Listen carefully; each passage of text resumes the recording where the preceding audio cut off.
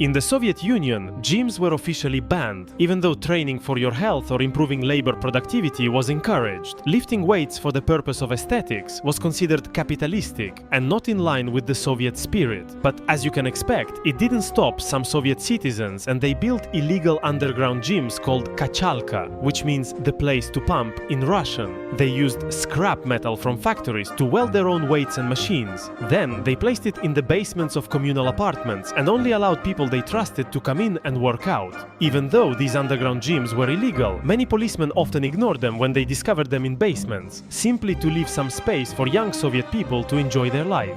Today, almost all post-Soviet countries have modern gyms like those in the West, but kachalka culture still exists as an old-school, hardcore and respected alternative to regular gyms.